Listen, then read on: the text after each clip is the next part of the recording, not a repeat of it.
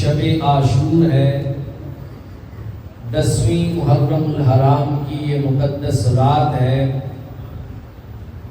جس رات کے بعد میں آنے والی صبح کو جمعہ المبارک کے دن 61 ہجری کے اندر شہزادہ رسول جگر گوشائے بطول سید الشہداء امام الشہداء تاجدار کربلا جناب امام علی مقام امام حسین رضی اللہ تعالی عنہ نے دین اسلام کی بنیادوں کو اپنے خون سے سینچا اور ذکر شہدائے کربلا، ذکر شہادت امام علی مقام، اکثر یہ بات میں کہا کرتا ہوں کہ اسلام کے ماتھے کا جھومر ہے، یہ اسلام کے ماتھے کا جھومر ہے، اور ہمارے پاس حق و باطل میں فرق کرنے کا ایک پیمانہ ہے، حق و باطل میں فرق کرنے کی ایک پہچان ہے۔ ہمارے بزرگ فرمایا کرتے ہیں کہ اگر کوئی بندہ آپ سے پوچھے کہ تمہاری نگاہ میں یزید کا کیا مقام ہے، تمہاری نگاہ میں یزید کیسا ہے، تو آپ اسے یہ جواب دے دو کہ جو نظریہ امام حسین کا تھا یزید کے بارے میں، جو لہجہ امام حسین کا تھا یزید کے بارے میں، وہی لہجہ اور وہی نظریہ یزید کے بارے میں ہمارا ہے۔ امام حسین نے یزید کو فاسق، فاجر، زانی اور شرابی اور بدبخت اور بدنما سمجھ کر اسے جہاد کا فیصلہ کیا تھا، اور یہی اہل سنت کا عقیدہ ہے کہ یزید بدبخت ہے، ملعون ہے، یزید زانی، شرابی، فاسق اور فاجر تھا۔ یہ عقیدہ حسینی ہے۔ آج کی گفتگو چونکہ شہادت امام حسین کے بارے میں ہے، امام علی مقام کی شہادت کا تذکرہ میں بعد میں کروں گا، اس سے قبل آج کی اس مختصر نشست میں ہم نے یہ بات سمجھنی ہے کہ آخر شہید کون ہوتا ہے اور شہادت کیا چیز ہے، شہید کون ہے اور شہادت کسے کہتے ہیں۔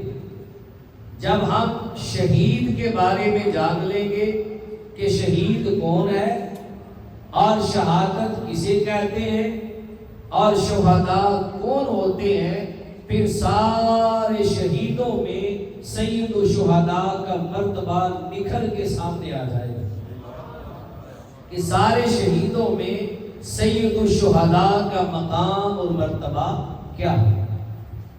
تو آئیں قرآن مجید سے ہم آج قرآن مجید میں لفظ شہید اور شہادت، اس کے لگ بھگ 5 معنی استعمال ہوئے قرآن مجید کے اندر۔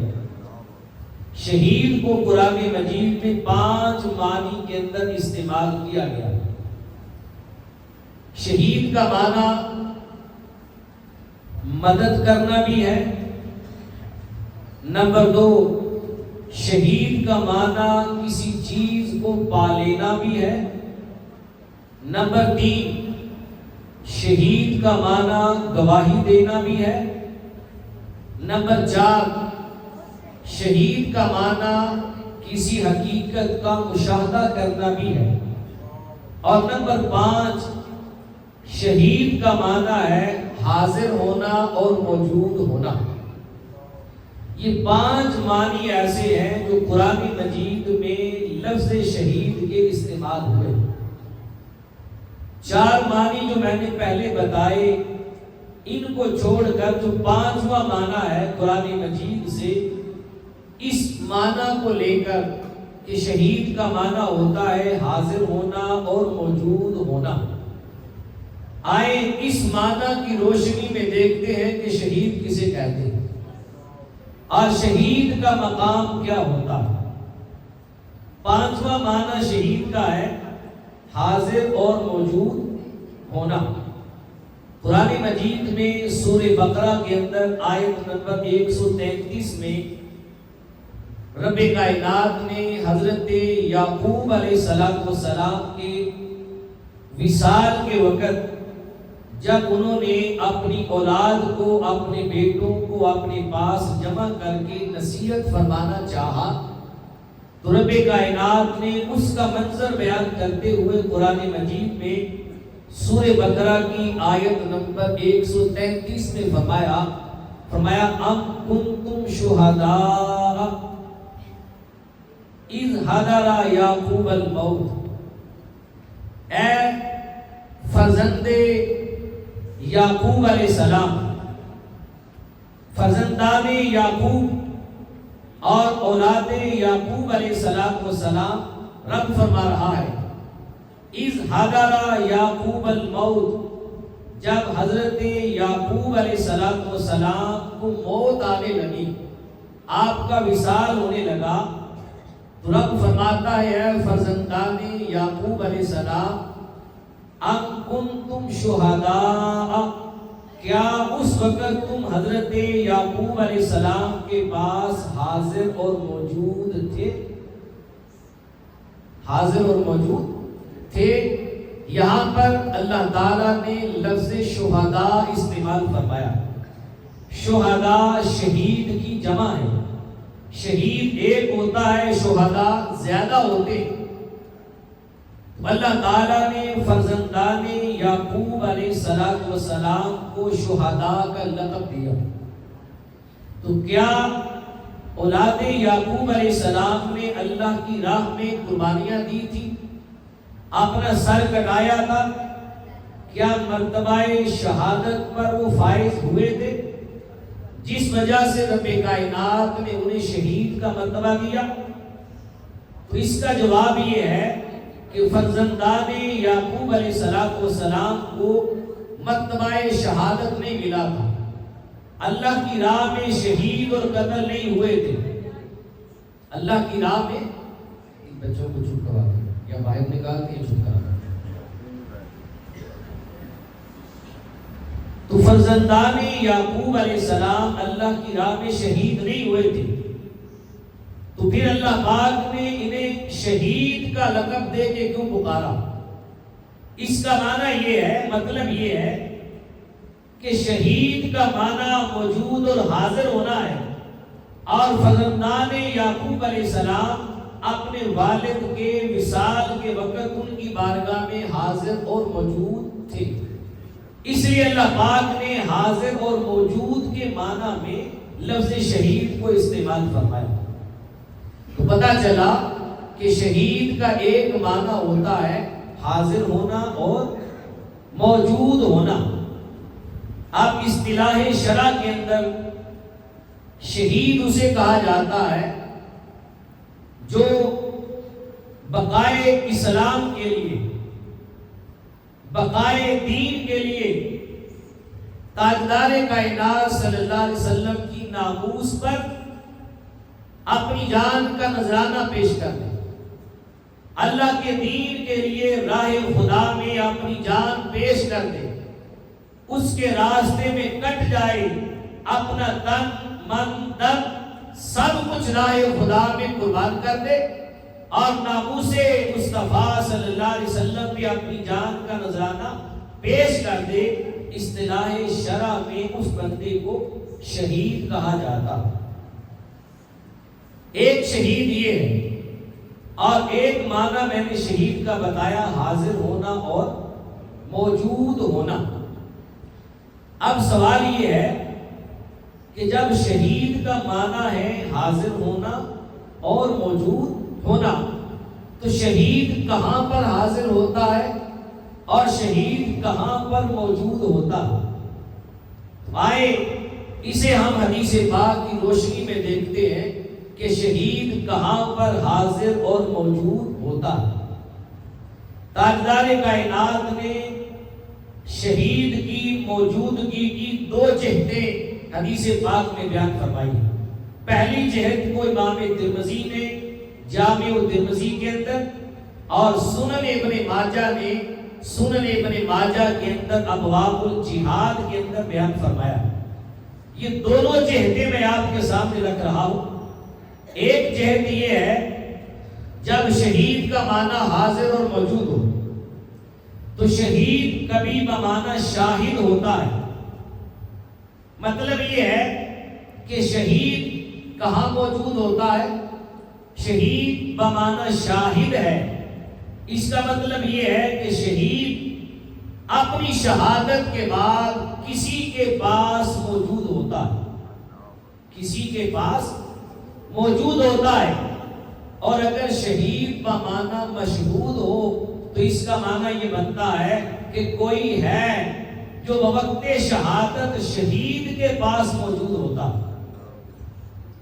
اب پہلے معنی کی روح سے دیکھیں تو حدیث پاک کا خلاصہ یہ ہے کہ جب شہید اللہ کے راستے میں کٹ جاتا ہے، اپنی جان کا نذرانہ پیش کر دیتا ہے، اس کی روح اس کے جسم سے جدا ہو جاتی ہے، شہید کی روح اللہ کی بارگاہ میں پرواز کرتی ہے، پیغام آتا ہے فرشتوں میرے اس بندے کی روح کو لے کر میری بارگاہ میں آ جاؤ۔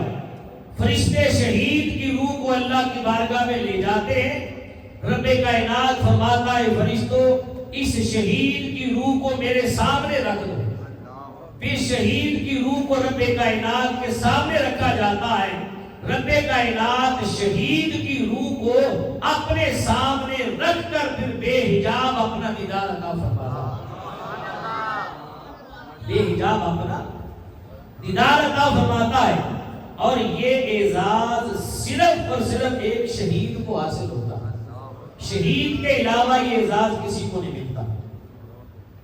گناہگاروں کی روحیں، کافروں کی روحیں، بدکاروں کی روحیں، فاسق اور فاجر کی روحیں جو ہیں وہ دوزخ کے کسی کونے میں پڑی رہتی ہیں۔ رہی نیکوکاروں کی بات، اللہ والوں کی بات، اولیاء، صالحین، کاملین اور متقین کی روحیں، ان کا مقام جنت کے اندر جا کر بھی ایک نہیں ہوتا۔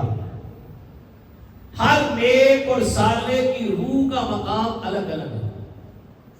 ان کی روحوں کے ٹھکانے جدا جدا ہیں، ان کے مقام الگ الگ ہیں۔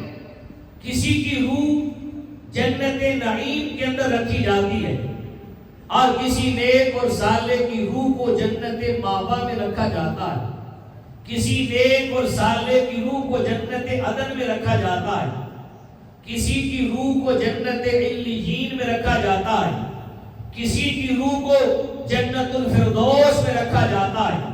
ہر شہید، ہر عام نیک اور صالح بندے کی روح کا جو مقام ہے وہ جنت میں جدا جدا ہوتا ہے، اور ہر بندہ جو نیک اور صالح ہوا اپنے مثال کے بعد اس کی روح ڈائریکٹ جنت کے اندر داخل نہیں ہوتی، ڈائریکٹ جنت میں نہیں جاتی، نہ ڈائریکٹ اللہ کی بارگاہ میں جاتی ہے۔ لیکن جب شہید کی باری آتی ہے، رب کائنات فرماتا ہے فرشتوں یہ کسی عابد کی روح نہیں، یہ کسی زاہد کی روح نہیں، یہ کسی متقی کی روح نہیں، اے فرشتوں انہیں جنت میں بعد میں لے جانا، شہید کی روح کو جنت میں بعد میں لے جانا، انہیں حور و قصور بعد میں دکھانا، اسے باغ و بہشت کی سیر بعد میں کروانا۔ کہا یہ کسی عام بندے کی روح نہیں ہے، کسی متقی اور صالح کی روح نہیں ہے، اے فرشتوں یہ میرے عاشق کی روح ہے، یہ میری خاطر کٹ کے یہاں تک پہنچا ہے، اسے جنت میں بعد میں لے جانا، پہلے اسے میری بارگاہ میں لاؤ۔ تو شہید کی روح کو جنت میں بعد میں لے جایا جاتا ہے، پہلے اپنے مولا کی بارگاہ میں لے جایا جاتا ہے۔ شہید اپنے مولا کی بارگاہ میں کٹنے کے بعد، اس کی راہ میں قربان ہونے کے بعد شہید کی روح اپنے رب کی بارگاہ میں حاضر اور موجود ہوتی ہے۔ یہ معنی ہے شہید بمعنی شاہد کا، کہ شہید کہیں موجود ہوتا ہے، کہاں موجود ہوتا ہے؟ شہید کی روح اللہ کی بارگاہ میں موجود ہوتی ہے۔ اب آئے سنن ابن ماجہ سے ابواب الجہاد کے اندر یہ روایت ہے، اسے مزید میں کھول رہا ہوں کہ شہید حاضر اور موجود ہوتا ہے۔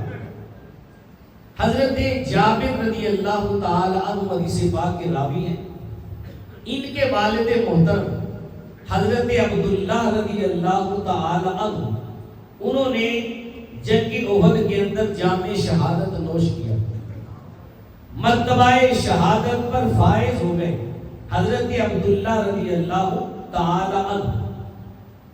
جب حضرت عبداللہ رضی اللہ تعالی عنہ احد میں شہید ہوئے، مرتبہ شہادت پانے کے بعد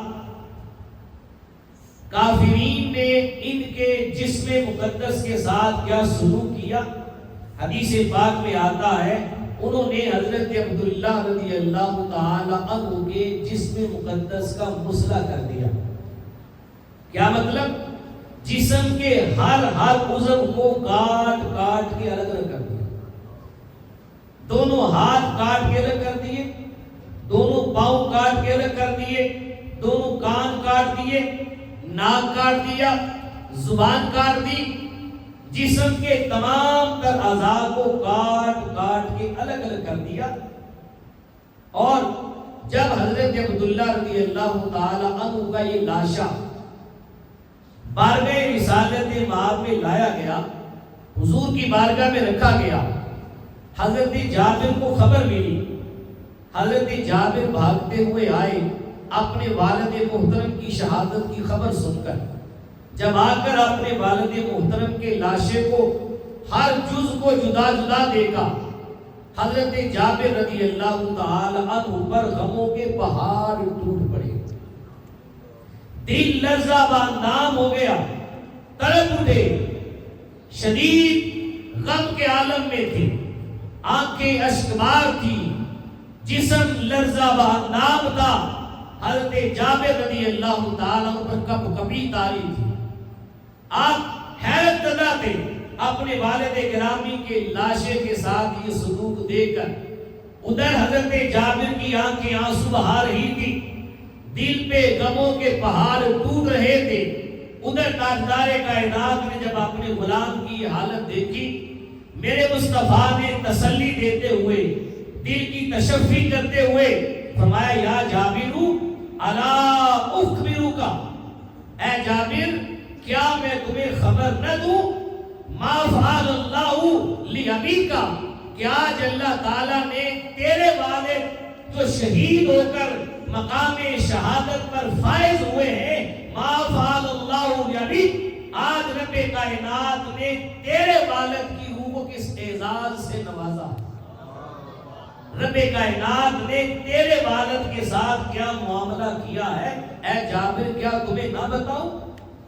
اتنی بات کہنی تھی کہ حضرت جابر فرماتے ہیں دلوں پر جو غم کے پہاڑ ٹوٹے تھے، مصطفیٰ کی تسلی سے بادل چھٹنا شروع ہو گئے۔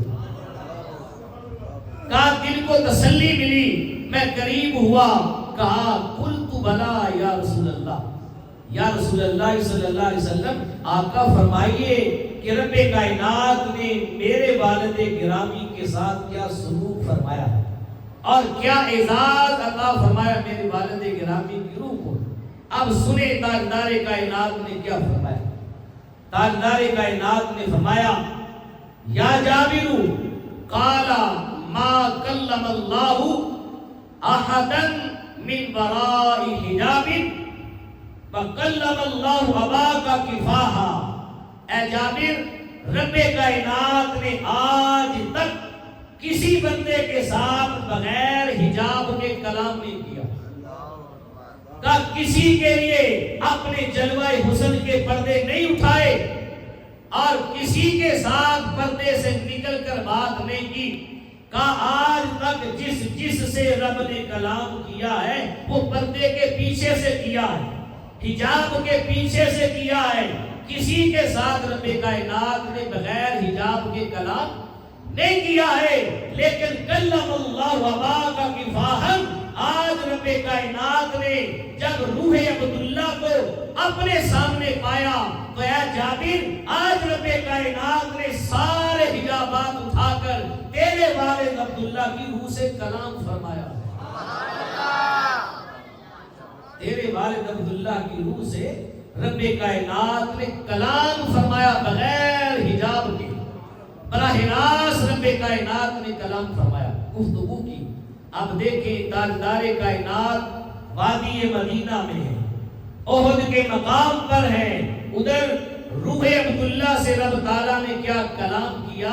میرے مصطفیٰ مدینہ کی دھرتی میں بیٹھ کر وہ کلام بھی بتا رہے ہیں اور پردوں کا اٹھ جانا, حجابات کا ہٹ جانا تاجدار کائنات یہ بھی بتا رہے ہیں, اور ساتھ بتا رہے ہیں کہ جابر میں تمہیں یہ نہ بتاؤں کہ جب رب کائنات نے تیرے والد سے کلام کیا تھا تو آگے تیرے والد نے رب سے کیا کلام کیا تھا. تاجدار کائنات کی نگاہ نبوت, نگاہ بصارت اور بصیرت کو دیکھیں. زمین پر بیٹھے ہیں اور زمین پر بیٹھ کے عرش کی باتیں سن بھی رہے ہیں, سنا بھی رہے ہیں, دیکھ بھی رہے ہیں, براہ راست دکھا بھی رہے ہیں. تاجدار کائنات نے فرمایا اے جابر تمہیں یہ نہ بتاؤں کہ جب رب کائنات نے تیرے والد سے کلام کیا تھا تو کلام کرتے ہوئے رب کائنات نے تیرے والد عبداللہ کی روح کو کیا کہا تھا. عرض کی آقا بتائیے کیا فرمایا رب کائنات نے. تو حضور علیہ السلام نے فرمایا جابر رب کائنات نے جب تیرے والد عبداللہ کی روح سے بے حجاب کلام فرمایا تو کلام فرما کر رب کائنات نے تیرے والد عبداللہ کی روح کو فرمایا کہ اے عبداللہ تو میری خاطر کٹ کے آیا ہے, میری خاطر مر کے آیا ہے, میری خاطر اپنی جان دے کر آیا ہے, آج میری بارگاہ میں آیا ہے, تیرا رب تجھ سے فرماتا ہے مانگ مجھ سے کیا مانگتا ہے, مانگ مجھ سے. اے روح عبداللہ تیری کوئی تمنا ہے, تیری کوئی آرزو ہے, رب کائنات خود فرما رہا ہے اے روح عبداللہ کوئی خواہش ہے, کوئی تمنا ہے تو اپنی تمنا پوری کروا لے, کوئی آرزو ہے تو رب سے مانگ. اب حدیث کے الفاظ کیا ہیں انہیں میں اپنے لفظوں میں بیان کروں تو حضرت عبداللہ رضی اللہ تعالی عنہ کی روح نے کیا مانگا, آپ نے مانگتے ہوئے بھی حق ادا کر دیا, مانگتے ہوئے حق ادا کر دیا, بے مثال جملہ بولا, دل کو تڑپا دینے والی بات کہہ دی. عرض کی باری تعالیٰ تو نے خود فرمایا ہے مجھ سے مانگ, اب تو دینے پہ آیا ہے تو تیرا بندہ تجھ سے مانگ رہا ہے, کیا مانگ رہا ہے مولا؟ ایک بار مدینے میں, ایک بار مدینے میں ہو جائے میرا جانا, ایک بار مدینے میں ہو جائے میرا جانا. روح عبداللہ نے رب کائنات سے کلام کیا, عرض کی باری تعالیٰ اگر تو دینے پہ آیا ہے تو ایک بار پھر زندگی دے اور مدینے میں بھیج تاکہ جاؤں اور تیرے مصطفیٰ کی ناموس پہ کٹ کر پھر تیری بارگاہ میں. تاجدار ختم نبوت زندہ باد, زندہ باد, تاجدار ختم نبوت زندہ باد, زندہ باد. کا ایک بار پھر مدینے میں بھیج, تیرے محبوب کی ناموس پہ سر کٹاؤں, پھر تیری بارگاہ میں آؤں اور پھر تو ایک میٹھا اور سریلا کلام کرے, پھر سے تیرے دیدار کی لذت حاصل ہو, تیرے کلام کی لذت حاصل ہو. رب کائنات نے فرمایا اے روح عبداللہ ہمارا یہ دستور اور اصول ہے, ہم جسے ایک بار دنیا سے موت دے کر بلا لیتے ہیں پھر دوبارہ اسے کبھی دنیا میں بھیجا نہیں کرتے, بھیجا نہیں کرتے. جب رب کائنات نے یہ فرمایا تو حضرت عبداللہ رضی اللہ تعالی عنہ کی روح پاک نے رب کائنات سے کلام کرتے ہوئے کہا مولا اگر تیرا یہ اصول اور دستور ہے کہ جو ایک بار دنیا سے آ جاتا ہے اسے دوبارہ تو دنیا میں نہیں بھیجتا، لیکن باری تعالیٰ میرا پیغام تو دنیا میں جا سکتا ہے کہ نہیں؟ رب کائنات نے روح عبداللہ سے خطاب فرمایا اور فرمایا روح عبداللہ بتا تیرا کیا پیغام ہے؟ تیرا پیغام امت مصطفیٰ تک جائے گا۔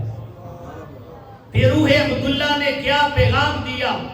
رب کائنات کی بارگاہ میں جو کلام ہو رہا ہے تاجدار کائنات کو بیان فرما رہا۔ روح عبداللہ نے کہا باری تعالیٰ امت مصطفیٰ کو میرا یہ پیغام پہنچا دے کہ جو بندہ تاجدار کائنات کی ناموس پہ کٹ جاتا ہے، جو بندہ رب کی راہ میں شہید ہو جاتا ہے، وہ شہید کبھی مردہ نہیں ہوتا، وہ زندہ ہوتا ہے۔ وہ مردہ نہیں ہوتا، وہ زندہ ہوتا ہے۔ جب یہ پیغام آیا رب کائنات کی بارگاہ سے تو رب کائنات نے سورہ آل عمران کی آیت نمبر 129 کا نزول فرمایا جو میں نے تلاوت کی۔ وَلَا تَحْسَبَنَّ الَّذِينَ قُتِلُوا فِي سَبِيلِ اللَّهِ أَمْوَاتًا، جو لوگ اللہ کی راہ میں شہید کر دیے جائیں انہیں مردہ خیال بھی نہ کرنا، مردہ کہنا تو دور کی بات، مردہ خیال بھی نہ کرنا، وہ زندہ ہے۔ کیا ہے؟ بل احیاء، وہ زندہ ہیں اور ایسی زندگی پا رہے ہیں اپنے رب کی بارگاہ میں، عند ربہم یرزقون، انہیں رب کی نعمتوں، شفقتوں اور مہربانیوں کے پھل بھی دیے جاتے ہیں، رب کے حضور انہیں رزق بھی دیا جاتا ہے۔ ایسی زندگی جی رہے ہیں شہید اپنے رب کی بارگاہ۔ تو دیکھیں شہید کا معنی ہے حاضر اور موجود ہونا۔ شہید اپنی شہادت کے بعد اللہ تعالیٰ کی بارگاہ میں حاضر بھی ہوتا ہے، موجود بھی ہوتا ہے، پھر رب کائنات اسے کلام بھی کرتا ہے۔ شہید کا دوسرا معنی، جب شہید کا معنی مشہود ہو تو مطلب بنتا ہے کہ بوقت شہادت کوئی ایسی ہستی ہے جو شہید کے پاس موجود ہوتی ہے، شہید کے پاس موجود ہوتی ہے۔ اسے آپ صحیح بخاری میں لے جائیں، ابواب الجہاد کے اندر، صحیح بخاری کے اندر یہی روایت ہے۔ اس روایت کی دوسری جہت کو صحیح بخاری میں بیان کیا گیا۔ جب حضرت عبداللہ رضی اللہ تعالیٰ کا لاشا حضور کے سامنے رکھا گیا، آپ کی ہمشیرہ کو معلوم ہوا کہ آپ کے بھائی جام شہادت نوش کر گئے ہیں اور جس میں مقدس کا مسلح کر دیا گیا ہے، تو حضرت عبداللہ کی ہمشیرہ روتی ہوئی آئی، چیخوں کی آوازیں آئی۔ تاجدار کائنات نے دیکھا کسی خاتون کے رونے کی آوازیں آ رہی تھی۔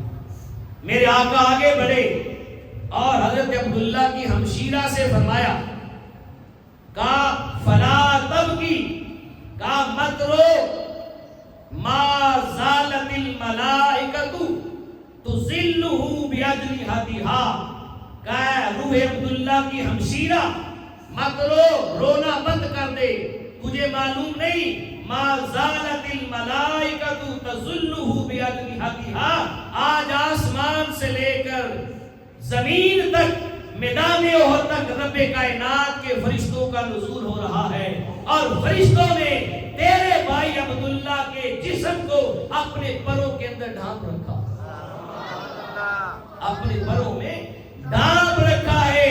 بوقت شہادت شہید کے پاس ہزارہ ملائکہ موجود ہیں، ہزارہ ملائکہ موجود ہیں۔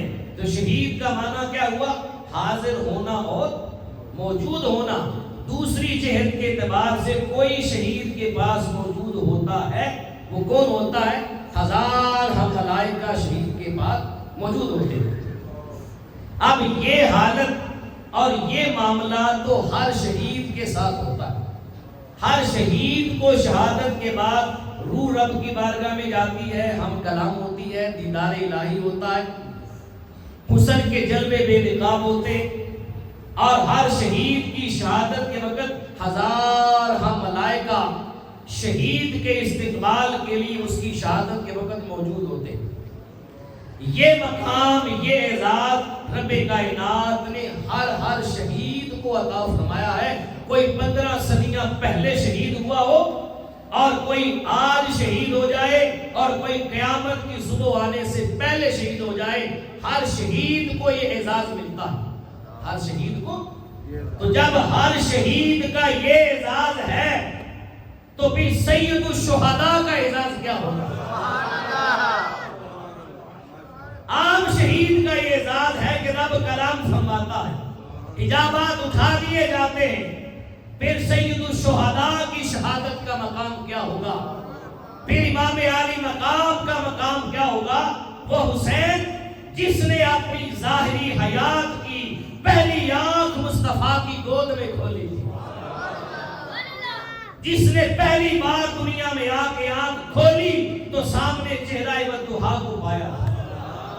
وہ حسین جو کبھی مصطفیٰ کی گود میں آرام کرتا ہے، کبھی مصطفیٰ کی پشت پہ چڑھتا ہے، کبھی مصطفیٰ کے کندھوں پہ بیٹھتا ہے، کبھی مصطفیٰ کے منبر پہ آ کر تاجدار کائنات کے زانوں پہ بیٹھ جاتا ہے، وہ حسین کبھی مصطفیٰ اس کے لبوں کو چومتے ہیں، کبھی پیشانی کو چومتے ہیں، کبھی گردن کو چومتے ہیں، کبھی بیٹا کہتے ہیں، کبھی لگتے جگر کہتے ہیں۔ اس حسین کا شہداء میں مقام کیا ہوگا؟ یہ اعزاز تو ہر شہید کو ملا ہے، یہ اعزاز ہر شہید کو ملا ہے کہ شہید کسی کے پاس ہوتا ہے اور کوئی شہید کے پاس ہوتا ہے۔ آج سمجھنا یہ ہے کہ جب امام علی مقام شہید ہوئے تو امام علی مقام کے پاس کون کون تھا، کون حاضر اور موجود تھا آپ کی شہادت کے وقت؟ آپ کے پاس آپ کا استقبال کیسے ہوا؟ امام حسین کوئی عام شہید ہے؟ ذرا مسجد نبوی میں آئے، یہ روایت آپ نے بے شمار مرتبہ سنی ہوگی لیکن ایک روایت نہیں ہے، اس طرح کی 20 روایات ہیں۔ حضور نماز میں ہیں، حسن اور حسین آپ کی پشت مبارک پر، یہ الگ نظارہ ہے۔ تاجدار کائنات مسجد نبوی میں جلوہ گر ہے، بڑی قابل توجہ بات۔ مسجد نبوی میں ہے، صحابہ کرام کی امامت فرما رہے ہیں، صحابہ کرام مقتدی بن کے تاجدار کائنات کے پیچھے نماز ادا فرما رہے ہیں، سیدنا صدیق اکبر بھی پیچھے ہیں، عدالت کے امام سیدنا فاروق اعظم بھی پیچھے ہیں، شرم و حیا کے پیکر سیدنا عثمان غنی بھی پیچھے ہیں، مولا کائنات بھی پیچھے ہیں، بڑے بڑے جلیل و قدر صحابہ تاجدار کائنات کے پیچھے نماز میں ہیں۔ میرے مصطفیٰ مصلی امامت پر ہیں، انبیاء کا امام مصلی امامت پر، اور کائنات عالم کے اندر سب سے عظیم تر جماعت وہ مقتدیوں کی صفوں میں۔ تاجدار کائنات سجدہ میں گئے، حالت سجدہ میں ایک نمازی رب کائنات کے سب سے زیادہ قریب ہوتا ہے۔ سجدے کی حالت ہے جو نمازی کو رب کائنات کی بارگاہ کے سب سے زیادہ قریب کرتی، اس کے علاوہ باقی حالتیں اتنا قریب نہیں کرتی جتنا سجدہ قریب کرتا۔ آقا سجدے میں ہیں، اپنے ایمان سے مجھے بتائیں، ہمارے گھروں کے اندر بھی بچے ہوتے ہیں، بچے ہوتے ہیں کہ نہیں؟ چھوٹے بچے ہوتے ہیں، 2 سال 3 سال 4 سال 5 سال تک کے جو بچے ہیں، ان بچوں کو باقی پلیتی کا علم نہیں ہوتا، اور چھوٹے بچے بارہ بار پیشاب پخانہ کرتے، بارہ بار۔ گھروں میں جہاں چھوٹے بچے ہیں، ایک الماری جو ہے بچوں کے کپڑوں سے بھری ہوتی ہے، اتنے کپڑے ہوتے ہیں بچوں کے، بچے بار بار پیشاب کرتے ہیں۔ میں نماز پڑھ رہا ہوں، گھر کے اندر مصلی پہ کھڑا ہوں، اگر میرے بچے میرے قریب آئے تو میرے گھر والے ہٹا دیں گے کہ بچے ہو سکتا ہے کپڑے ان کے ناپاک، بار بار پیشاب کرتے، کپڑے ناپاک ہو، مصلی کے قریب نہیں آنے دیں گے۔ کبھی آج تک کسی نے تاریخ میں سنا، کبھی کسی حدیث میں نہیں آیا، تاریخ میں نہیں آیا، کسی لکھنے والے نے لکھا نہیں، بیان کرنے والے نے بیان نہیں کیا، کبھی تاجدار کائنات کی زبان پاک سے لفظ نہیں نکلا کہ حسن اور حسین میری گود میں ہیں، کندھے پر ہیں، پشت پر ہیں، جہاں بھی ہے انہیں دور کرو۔ بچے ناپاک بھی ہوتے ہیں، کبھی مولا کائنات نے نہیں کہا، کبھی سیدہ کائنات نے نہیں کہا، صحابہ میں سے کبھی کسی نے حسن و حسین کو حضور کے قریب آنے سے نہیں روکا۔ حالانکہ زمانہ وہ ہے جب کپڑے بھی بہت کم ہوتے تھے، زمانہ وہ ہے جب پانی بھی نہیں ہوتا تھا دھونے کے لیے، زمانہ وہ ہے جب اس طرح کے حالات نہیں ہوتے تھے، ہمارے بچوں کو پیمپر نیپیاں لگا دی جاتی ہیں، وہ زمانہ بھی نہیں تھا، کپڑے بھی کم، پانی بھی کم، ہر چیز کی قلت ہے، مگر پھر بھی کسی نے آج تک نہیں سنا کہ حسن و حسین کو کسی نے روکا ہو کہ بچے ہیں، کئی مصطفیٰ کا لباس معاذ اللہ ان کے لباس کے ساتھ ٹچ ہو کر کہ لباس معاذ اللہ ناپاک نہ ہو جائے۔ کبھی کسی نے ایسا نہ سنا ہے نہ کہا ہے، کیوں کہ رب کائنات کا وعدہ ہے وَيُطَهِّرَكُمْ تَطْهِيرًا، اے میرے محبوب ہم نے تیری اہل بیت کو مکمل پاک صاف اور شفاف کر دیا ہے، اب تیرے بچے ایک دن کے ہوں، ایک سال کے ہوں، 3 سال کے ہوں، ان سے ناپاکی کا کوئی خطرہ نہیں ہے۔ کوئی گود میں آ کے بیٹھے، کوئی کندھوں پہ چڑھے، کوئی نماز میں آئے، کوئی خطبے میں آئے، اے میرے محبوب تیرے بچوں سے ناپاکی کا کوئی خطرہ نہیں ہے، رب کائنات نے انہیں مکمل پاک صاف اور شفاف کر دیا۔ اب پاک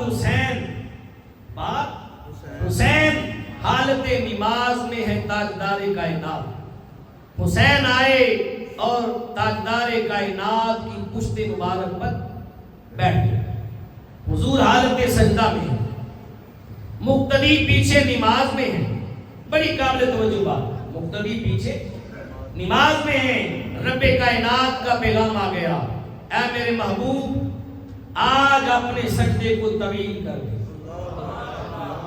اپنے سجدے کو، حسین رب کائنات کو بھی بڑے محبوب ہیں، کا محبوب سجدے کو طویل کر دے۔ ایک وقت وہ تھا جب حکم آیا تھا یا ایھا المزمل قم اللیل الا قلیلا، جب محبوب رات بھر جاگ کے اللہ کی بارگاہ میں قیام کرتے تھے، نماز پڑھتے تھے، رب کائنات نے مصطفیٰ کا پوری رات جاگنا دیکھا تو فرمایا محبوب ساری رات نہ جاگا کر، آدھی رات عبادت کیا کر اور آدھی رات آرام کیا کر۔ قرآن آیا اے رات کو چادر اوڑھ کر میری بارگاہ میں قیام کرنے والے محبوب نصفہ و انقص، اے محبوب اپنی عبادت کو نصف کر دے، آدھا کر دے، آدھی رات عبادت کر اور آدھی رات آرام کر۔ جب تاجدار کائنات تنے تنہا رب کائنات کا قرب پانے کے لیے پوری رات عبادت کرتے تھے تو حکم آیا محبوب عبادت گھٹا دے، عبادت گھٹا دے، عبادت کو کم کر دے۔ لیکن آج دیکھیں، آج شہسوار کربلا مصطفیٰ کی پشت پہ سوار ہے، رب کا پیغام آتا ہے محبوب آج عبادت کو بڑھا دے، آج عبادت کو بنا دے، آج سجدے کو لمبا کر دے، آج حسین تیری پشت پہ سوار ہے۔ آقا نے سجدے کو لمبا کر دیا، اب صحابہ پیچھے نماز میں ہیں، کل صحابہ نماز پڑھ رہے ہیں پیچھے حضور کے، سجدہ لمبا ہوا۔ بعض روایات کے الفاظ ہیں کہ صحابہ میں سے کسی صحابی نے یہ بھی کہا کہ ہمیں خدشہ ظاہر ہوا، جب سجدہ لمبا ہوا ہمیں خدشہ ہوا کہیں آقا دو جہان صلی اللہ علیہ وسلم کی روح پاک کو نہیں پرواز کر گئے، کہیں حضور علیہ السلام وصال کو نہیں فرما گئے۔ اتنا لمبا سجدہ، اتنا لمبا سجدہ۔ بہرحال صحابہ نے حضور سے پہلے اپنا سر اٹھانا بھی سمجھا، سر نہیں اٹھایا، آقا سجدے میں ہیں، سجدہ طویل ہو گیا، حسین پشت پر بیٹھے ہیں، صحابہ کرام تاجدار کائنات کے منتظر ہیں کب حضور سر اٹھائیں تو ہم بھی سجدے سے سر اٹھائیں۔ اب حضور حالت سجدہ میں ہیں اور حضور جبریل امین علیہ السلام کے منتظر ہیں کہ کب جبریل رب کی بارگاہ سے پیغام لائے اور کہے کہ محبوب رب کہتا ہے سر اٹھا لے، کب جبریل پیغام لائے تو میں سر اٹھاؤں۔ اور جبریل بارگاہ خدا میں دست بستہ ہاتھ باندھ کے کھڑے ہیں. جبریل حکم خدا کے منتظر ہیں کہ کب رب حکم دے میں مصطفیٰ کے پاس جاؤں اور جا کر کہوں یا رسول اللہ رب فرماتا ہے سر اٹھا لیجیے. سر اٹھا لیجئے. آپ چشمے تصور میں منظر لائیں اور کیا سہانا منظر تھا. ایک عجیب کیفیت تھی. نور برس رہا تھا. امام الانبیاء سجدے میں ہیں, حسین پشت پر ہیں, صحابہ نماز میں ہیں. اب صحابہ اپنی نماز کو پورا کرنے کے لیے تاجدار کائنات کو دیکھ رہے ہیں. تاجدار کائنات سر اٹھانے کے لیے جبریل کو دیکھ رہے ہیں. جبریل اپنے محبوب کو حکم سنانے کے لیے رب کو دیکھ رہے ہیں.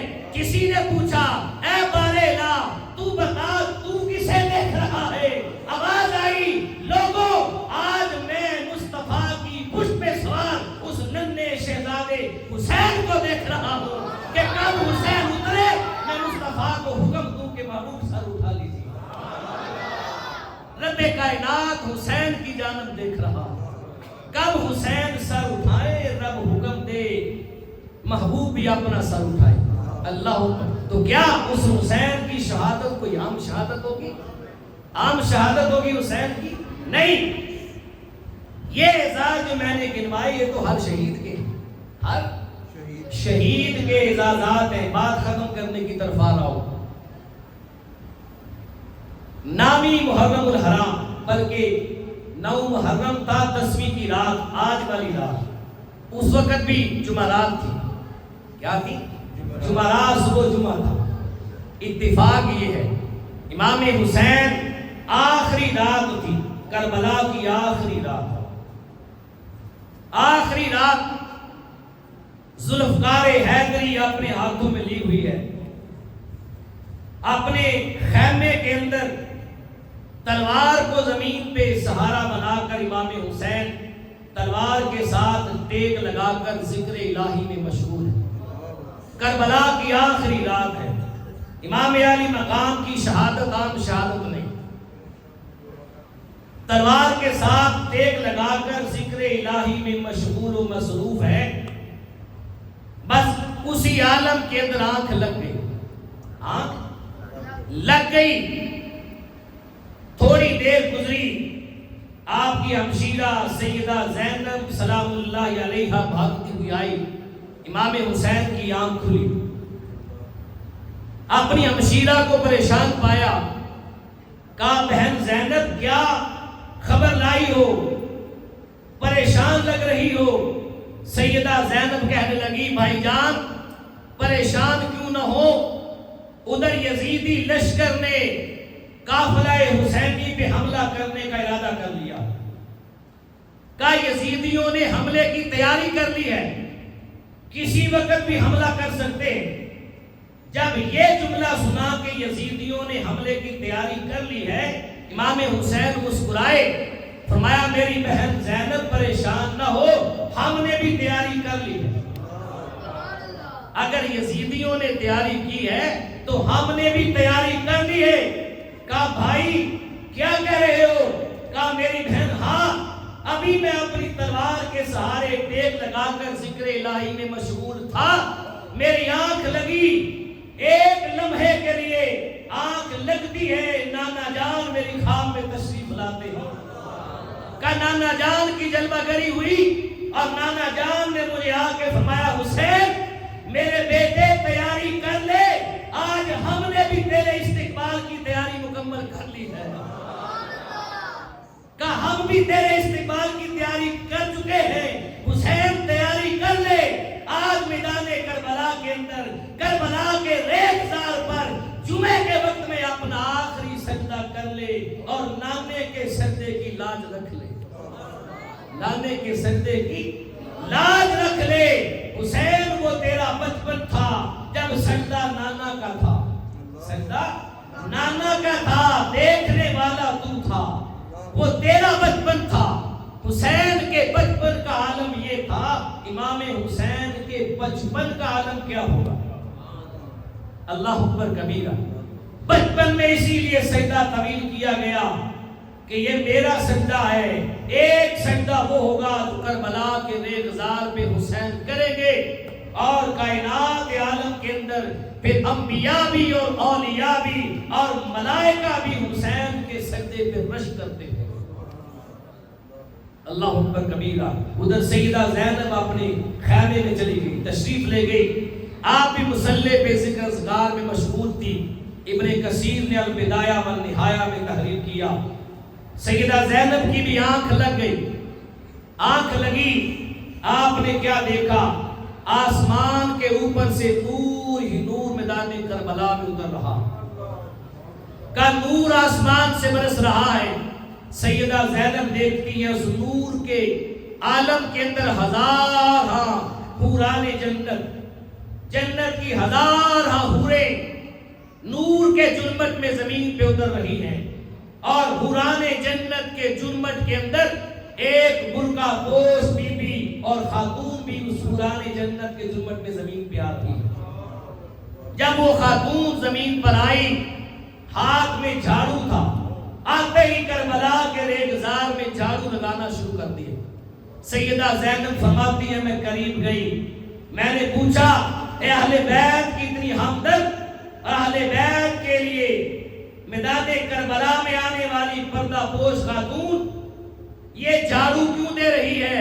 اس خاتون نے کہا یہ جھاڑو اس لیے دے رہی ہوں کہ کل میرا حسین اس مقام پر شہید ہوگا، آج میں کربلا کے ریگزار سے کینکریاں صاف کر رہی ہوں کہ نبوت کے جسم سے لگنے والا جسم جب زمین پہ گرے گا تو کہیں حسین کے جسم پہ کینکریاں نہ لگ جائیں۔ اس خیال سے آج کربلا کے اندر جھاڑو دے رہی ہوں۔ سیدہ زینب کہنے لگی اے خاندان نبوت سے محبت کرنے والی، میرے بھائی حسین کا اتنا خیال رکھنے والی، بتا تو ہے کون؟ تو کون ہے؟ جب اس خاتون نے اپنا نکاح پلٹا، سیدہ زینب کی چیخ نکل گئی، آپ کی والدہ محترمہ حضرت فاطمہ الزہرا سلام اللہ علیہا خود تھی۔ ادھر امام الانبیاء فرما رہے ہیں حسین ہم نے بھی تیرے استقبال کی تیاری کر لی ہے۔ ادھر سیدہ فاطمہ الزہرا میدان کربلا میں صفائی کر رہی ہے۔ وہ اعزازات جو ہر شہید کو ملے تھے کہ جب شہید ہوتا ہے، مرتبہ شہادت پہ فائز ہوتا ہے، ہزارہ ملائکہ اس کے پاس آتے ہیں، یہ ہر شہید کا اعزاز ہے۔ لیکن قربان جائے امام حسین کے اعزاز پر، جب امام حسین نے جام شہادت نوش کیا تو ہزارہ ملائکہ نے تو آنا ہی تھا، ہزارہ ملائکہ بھی آئے، حوران جنت بھی جنت سے اتر آئی، آپ کی والدہ سیدہ کائنات فاطمہ الزہرا بھی میدان کربلا میں آئی، مولا کائنات مشکل کشا بھی میدان کربلا میں آئے، کل صحابہ کی روحیں بھی آئی، اور تاجدار کائنات بھی خود حسین کے سامنے کھڑے۔ میدان کربلا میں امام حسین کے استقبال میں امام الانبیاء بھی تشریف لائے، امام الانبیاء بھی تشریف لائے۔ کہا اپنی نگاہوں سے دیکھوں کہ میرے حسین نے کیسی تیاری کی۔ پھر قیامت الما وہ رات آئی، اس کے بعد قیامت بپا کرنے والا وہ دن آیا، 10 محرم الحرام کا دن، 61 ہجری، میدان کربلا، 56 سال 5 ماہ 5 دن کی عمر کا شہزادہ حسین، سر میں ایک بھی بال سفید نہیں تھا، ایک بھی بال، سارے بال داڑھی اور سر کے سفید تھے۔ جب شہزادے علی اکبر کا لاشا اٹھا کے خیمے تک لے گئے، خیمے تک جاتے ہوئے سارے بال داڑھی اور سر کے سفید، غموں کے کتنے انبار گرائے تھے ظالم یزید نے امام حسین کے خانوادہ پر۔ اللہ اکبر کبیرہ۔ پھر میدان کربلا میں علی کا لگتے جگر، تاجدار کائنات کا شہزادہ امام حسین میدان کربلا میں آیا، اپنے سارے خطبے کو پیش کیا، باری باری سارے شہید ہوتے گئے۔ امام علی مقام کی باری آئی، آپ پہ تیزوں کے ساتھ، تیروں کے ساتھ، تلواروں کے ساتھ بارش کی گئی، بڑے زخم لگے امام حسین کو، بلاخر نماز کا ٹائم ہوا، امام حسین نے کربلا کے ریگزار میں تیمم فرمایا، تیمم کیا اور اپنا سر اپنے مولا کی بارگاہ میں سجدے میں رکھا۔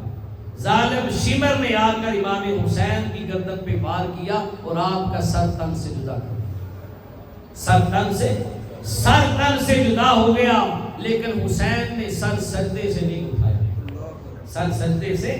نانا جان سے یہی تو وعدہ کیا تھا بچپن میں کہ نانا جان آپ کے سجدے کی لاج رکھنی ہے، آپ کے سجدے کی لاج رکھنی ہے۔ حسین کربلا کے ریگزار پہ ایسا سجدہ کرے گا کہ سجدے میں جاتے ہوئے تو سارے دیکھیں گے پر سر اٹھاتے ہوئے کوئی نہیں دیکھ پائے۔ 72 زخم لگے امام علی مقام، 72 زخم لگے، زخموں سے چور چور تھے۔ ایک بار بھی آپ نے سینے کیا، اف نہیں کیا، اور محمد رسول اللہ کا شہزادہ میدان کربلا میں جام شہادت نوش کر دیا۔ حقا کے بنائے لا الہ است حسین، شاہ است حسین، بادشاہ است حسین۔ حسین شاہ بھی ہے، حسین بادشاہ بھی ہے۔ بادشاہ وہ ہوتا ہے جس کی حکومت جسم پہ ہوتی ہے، جس کی حکومت سروں پہ ہوتی ہے، وہ بادشاہ ہوتا ہے۔ اور شاہ وہ ہوتا ہے جس کی حکومت دلوں پہ ہوتی ہے اور روحوں پہ ہوتی ہے۔ خواجہ خواجگان خواجہ معین الدین چشتی اجمیری ہمیں بتا گئے، شاہ است حسین، بادشاہ است حسین کا مطلب یہ ہے کہ اے میرے حسین، ہمارے سروں پر، ہمارے جسموں پر بھی حکومت آپ کی ہے، اور ہمارے دلوں اور ہماری روحوں پر بھی حکومت آپ کی ہے۔ ہمارے دلوں اور ہماری روحوں پر بھی حکومت آپ کی ہے۔ رب کائنات شہدائے کربلا کے درجات بلند فرمائے۔ ہمیں امام علی مقام سید الشہداء امام حسین رضی اللہ تعالی عنہ کی سیرت، آپ کی صورت، آپ کی تعلیمات، آپ کی بردباری، آپ کا علم، آپ کا حلم، آپ کا زہد، آپ کا تقوی اور آپ کی جرأت اور شجاعت کی خیرات نصیب فرمائے۔ وما علیہ الا البلاغ۔